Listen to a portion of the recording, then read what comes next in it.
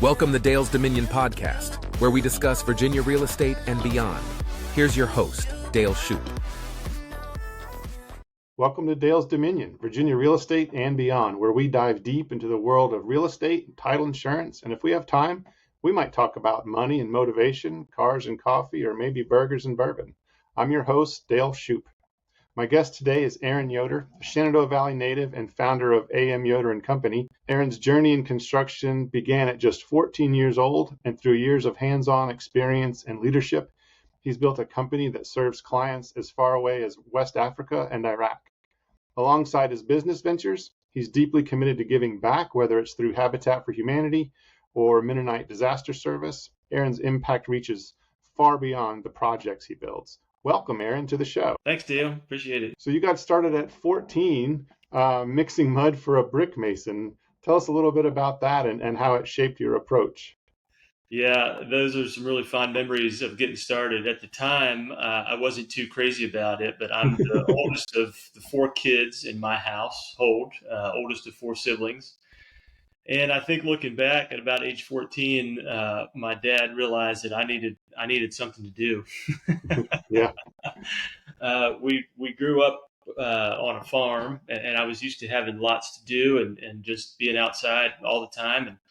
And when we moved for my dad's work, we were not on the farm anymore. I needed something to take up my energy. So through some church connections, my dad knew a guy that at that time was a brick mason and looking for some summer help. And so he drove me to my first job working summers for Mark Bergman, who's still a very reputable local builder, still a very good friend of mine, still a church friend of mine. And at that time, Mark was a brick mason and put me to work mixing mud and learning the brick trade. I got to work outside every day. I was very happy. It was a good fit. It's not easy work, I'm sure. So you've built AM Yoder Company into one of the region's most trusted custom home building firms. So tell us a little bit about that journey and what principles guide you in your success.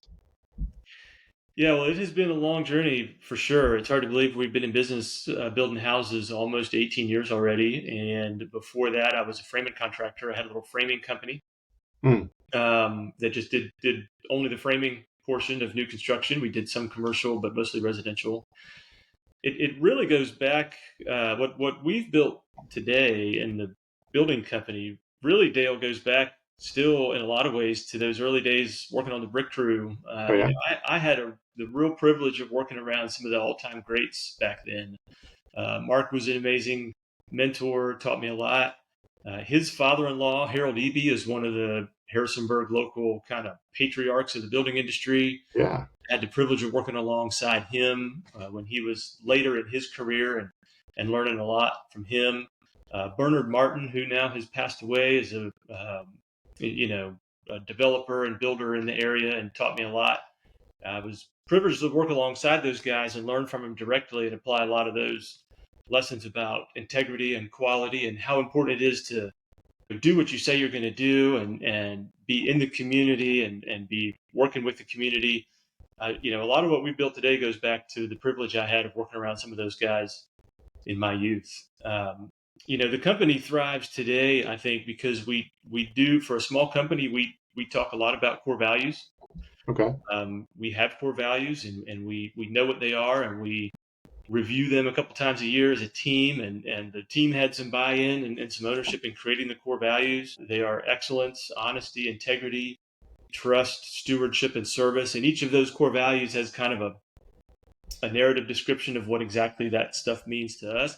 Because let's be honest, a lot of people say integrity and a lot of people have integrity, but integrity can mean a variety of different things. And so each of those core values in the construction business has a little narrative piece that says exactly what it means to us. For example, excellence for us just means we strive to get better every day in every aspect. And that's kind of our overarching core value. So I think our success is largely because we know what we're about and we work on getting better at that every day. A big piece of what we do and the way that we can, I think, serve some of these really remote clients well. We do build for a lot of local people too, by the way. Yeah.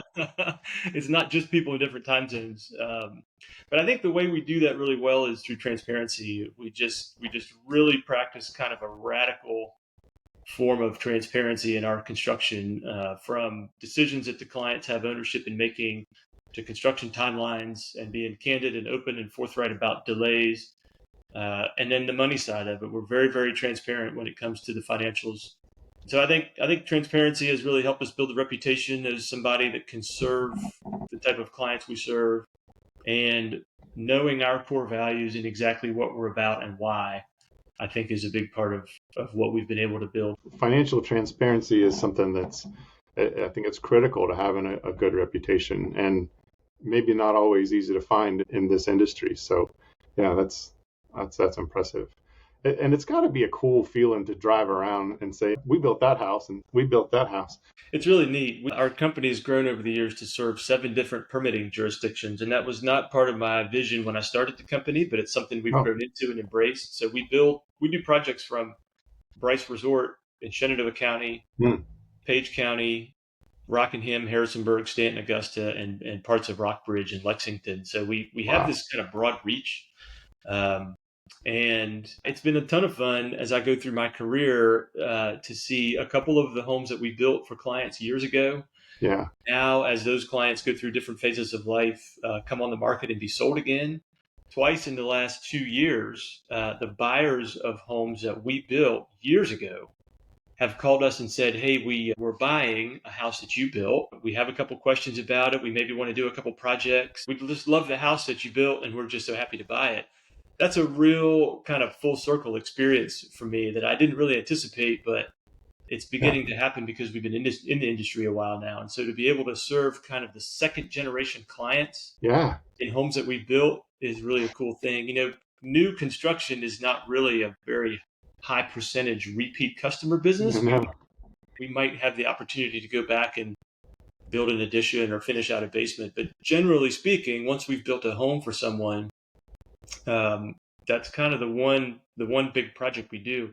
So now as I get further into my career, to be able to go back and serve the second generation of people living in houses we built, that's been a ton of fun. Really cool. Your reach is far out of the valley. You've got projects as far away as West Africa and Iraq. So how do you navigate that?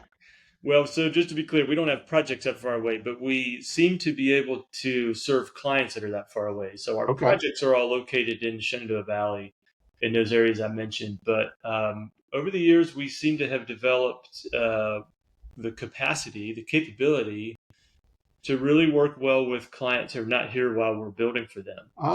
Clients, the West Africa client is there for 10 weeks at a time, and then actually comes back to Texas, flies to Virginia for a couple of days, and then back to West Africa. The client that's stationed in Iraq also does a rotation, like maybe 2 or 3 months, and then home for a month. So the projects are all here local. We don't have the capacity to do international projects, and I do not have the desire to do international. But lots of our clients are moving here from DC, Richmond. We have clients right now from New York City, California.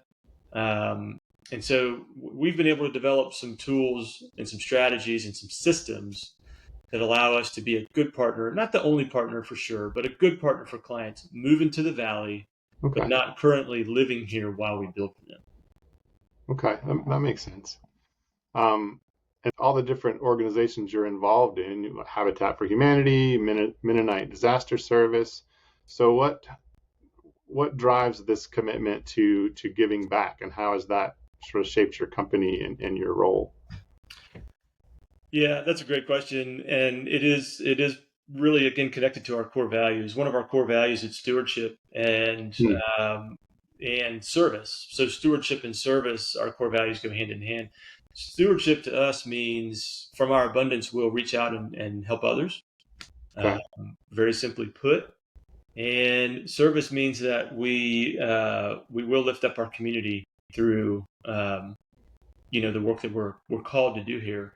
So the giving back really goes back to kind of some personal core values of me and my family. You know, we believe that nothing we have here on earth actually belongs to us. You know, we're stewards of it. We're given resources for a short period of time, and we're expected to use those to help those that are less fortunate around us. We also believe, my family, that those of us that have been blessed with resources are called to share those.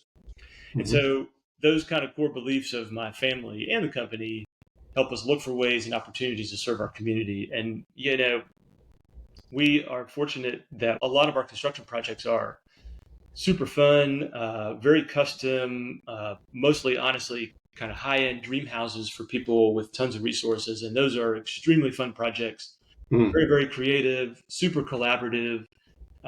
We also feel an increasing call to kind of try to figure out this difficult equation of affordable housing locally. Yeah. So I own some affordable housing rentals. I also own some market rate rentals, but we're constantly looking for ways to help solve the affordable housing equation, because both sides of the spectrum, high end design build custom homes and very low income, sometimes even subsidized housing, we need both of those things. Yeah. Locally, we need both of those things. Regionally, we need both of those things nationally. So our fairly recent focus into affordable housing has partly been out of a recognition. It's just we have a lot of resources. Our team has a lot of resources. Our clients have a lot of resources oftentimes. And how do we best make use of those resources to then help those that really don't have any resources at all, or very, very few resources? So our focus into the community really comes from a recognition that everything we have was given to us by God, and that we're stewards of it, and that we want to find a way to give back to the community and help lift up those around us. And it's been a really fun pursuit too. For the most part, our team has really embraced it. There are just unlimited opportunities to give back. You mentioned Habitat for Humanity. There's another local outreach group called Rebuilding Hope that does a lot of good work locally. Our church has a couple of really neat projects, including I lead a volunteer team to Honduras every year to build a house through a nonprofit called Dwellings Now. Right. Our church and our communities really supported that work. So there are Well, you guys just got back from there, right? Yeah, we had a trip to Honduras this summer in July. We're trying to do one of those trips every year. One of the projects you mentioned was the sort of affordable housing and rentals. Is that the Sweet Magnolia properties? One of my entities is called Sweet Magnolia Properties, and one of the properties that Sweet Magnolia Properties owns is a property, local people might refer to it as the Lighthouse Motel. It's on Sweet Magnolia Lane is where the name comes from. So the name of the entity kind of comes from the name of one of the properties within the entity. Nice. And yeah, that's a partnership that was started in 2020, and that really focuses on low income and affordable housing, high density multifamily rentals. Yeah, and it's desperately needed around here for sure. And then you've got other entities too, Cabinet Works and Kainos. Yeah, Cabinet Works was an acquisition that came in my direction around, I think, 2021. Yeah, this 2024 will be 3 full years of business since I acquired Cabinet Works. That was a really cool opportunity. Tim Cox in Stanton had owned and operated a very reputable business, community construction, and then Cabinet Works for like 25 years. Wow. And as he was thinking about retirement, I was thinking about expansion, and we just kind of encountered each other at the same time. And it was really cool. And that's been a huge blessing, Cabinet Works. There's a very talented lady named Kathy Pitts who basically runs that operation for us. We've recently hired our first full-time designer other than Kathy to design kitchens and bathrooms. And it's located in Stanton and is doing very well. Very happy with that. And then, the other entity is Kainos LLC. There's a variety of different pronunciations for it. Kainos is one of the 2 Greek words used in the scriptures to describe something new. Okay. And we liked it because it's the version of describing something new that means something renewed or reborn, something that existed but was interpreted in a new way or kind of recreated. So that's a Greek word. Okay. That means to renew something. And the Kainos entity is the market rate entity. Kainos owns and builds market rate apartments, so far exclusively in Harrisonburg City. That's not really strategic either. It's just kind of where the opportunities have been.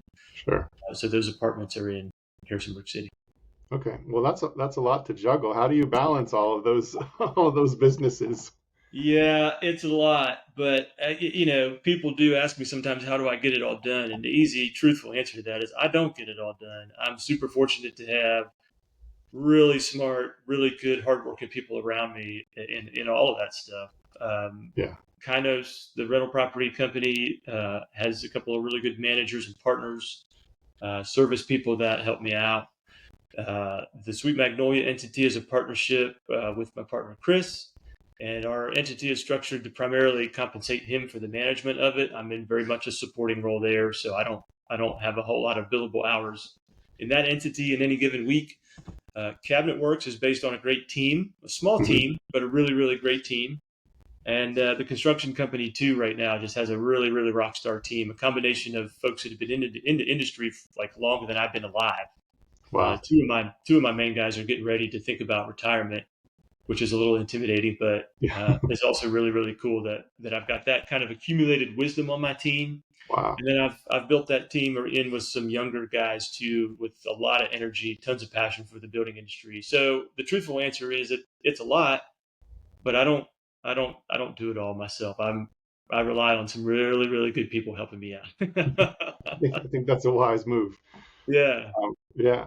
So the housing market and the construction industry have really been through some significant shifts and changes. Yeah. What sort of trends or challenges are you seeing, especially in the custom home building? I think you mentioned building green.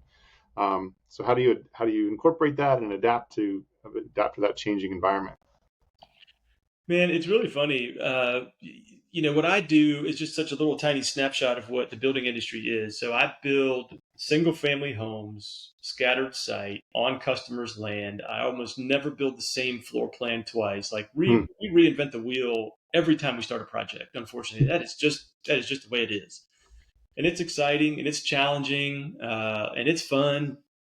But it's interesting that really when you get right down to it, the sticks and bricks of building a structure have really not changed for like hundreds of years. We're still Okay. using wood and stone and concrete like the Romans did, right? So, I mean, in some ways, it's just this very, very slow to adopt and slow to evolve industry. Um, and then there's some pros and cons that go along with that. In some ways, the building industry is also one of the fastest changing, one of the fastest growing and evolving industries. I personally really enjoy going to the builder show, the big builder show, like the international show every year. It goes between Las Vegas and Orlando, and it is huge. And it is a great place to see new stuff about the building industry. So, one of the things that's really changing now is the building code. Hmm. The building code is evolving really rapidly. The building code goes in 3-year code cycles. And then there's usually a 3-year adoption process, and then also another 3-year, sometimes enforcement process. So the actual enforcement in the field is usually lagging behind implementation, but the code is really changing a lot based on some climate change things that are changing. Like locally, our frost footer depth has changed. Oh, Our snow load and wind load and seismic load have changed. To a lot of people, that doesn't mean anything, but all of that stuff is kind of changing related to our physical environment we're building in. The energy code is probably the one single biggest area of the overall building code that's changing the most and the yeah. fastest. We have to test every structure now for air leakage. Hmm. We have to add way more insulation in a home than we ever had to before. So much insulation that the depth of the material is sometimes changing how we build the structure.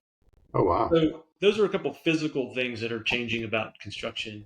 And it's really fun to be in and around construction at this point in the evolution of it.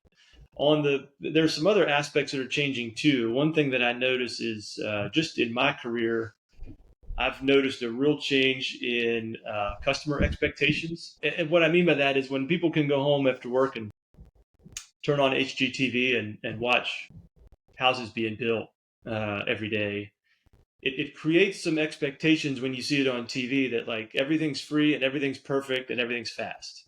Right. Yeah. Yeah. Well, some of those old guys that I had the privilege of working around as a kid would say things like, in construction, there's good and there's fast and there's cheap, and you can Yep. pick two. Yeah.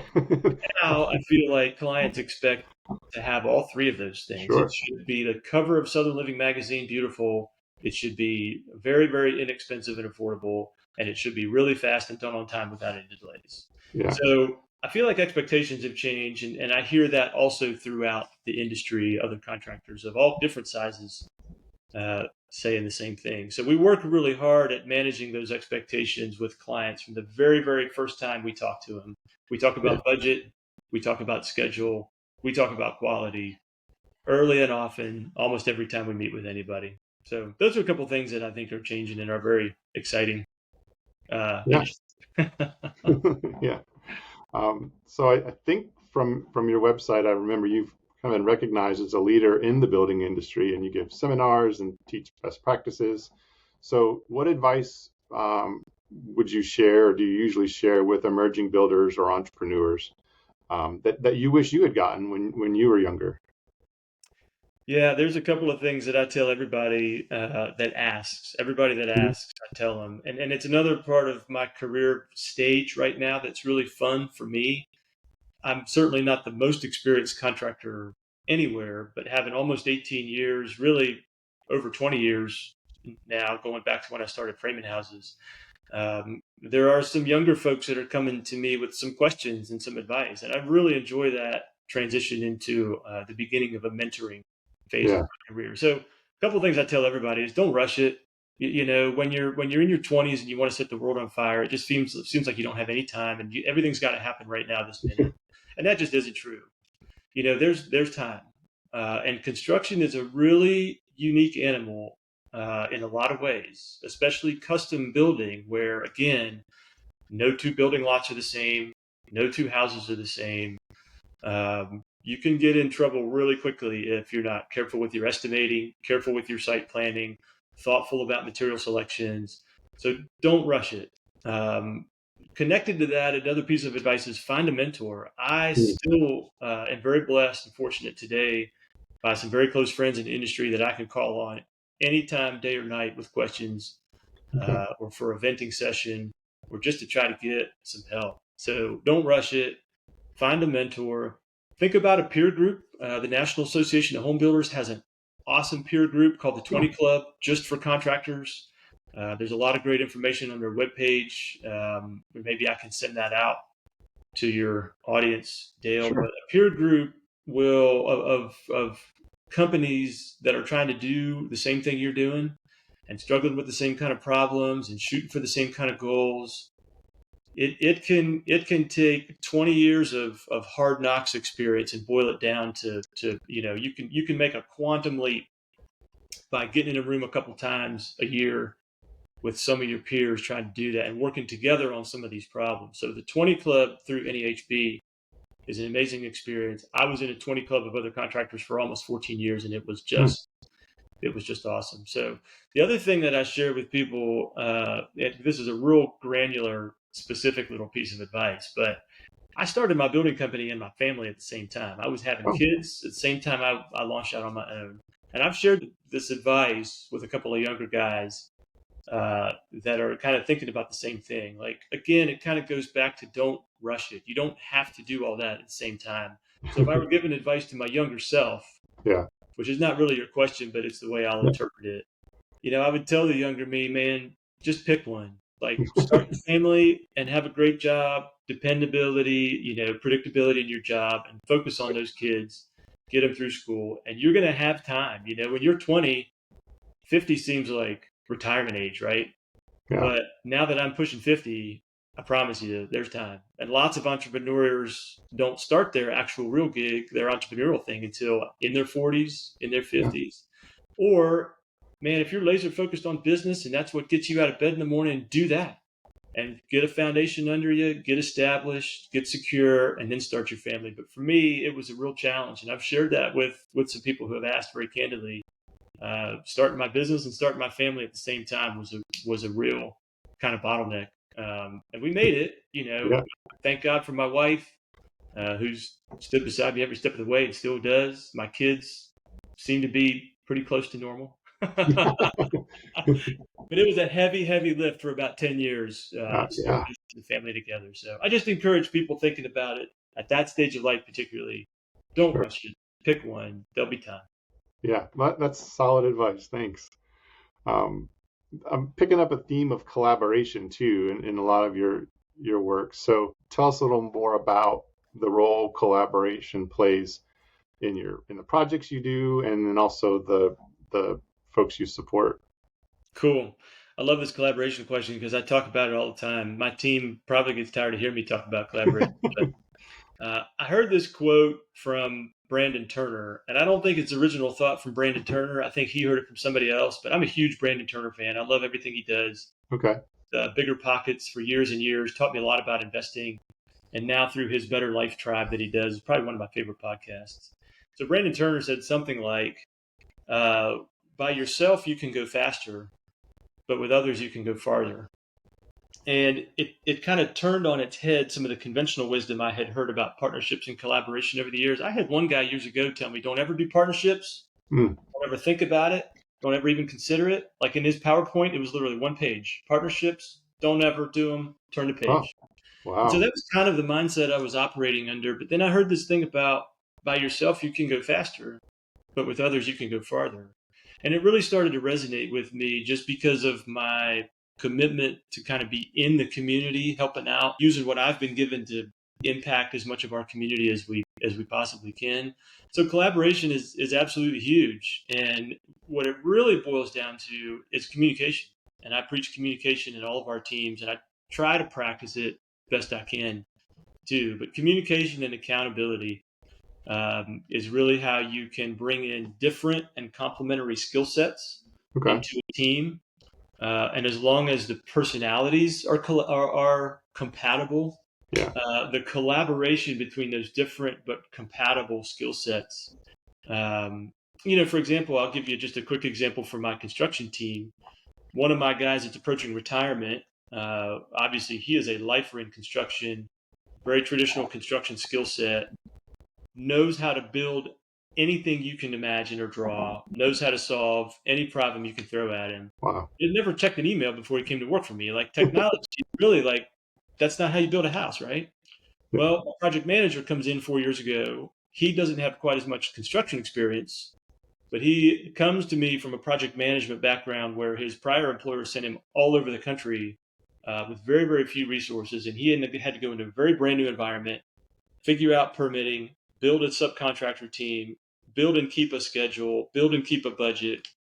So those two guys have very different personalities and very different skill sets. Yeah. But the younger guy can learn the trades from the older guy. The older guy can lean on the younger guy for the tech part of what we absolutely need to do to serve these remote clients. Wow. And that type of collaboration is how we can come together and with a very small team, relatively small team, do a lot of work, do a lot of projects, and do a lot of good for the community, we hope. Yeah. Wow. I just want to take a second to acknowledge you. Your contributions to here in the Shenandoah Valley and beyond are absolutely inspiring.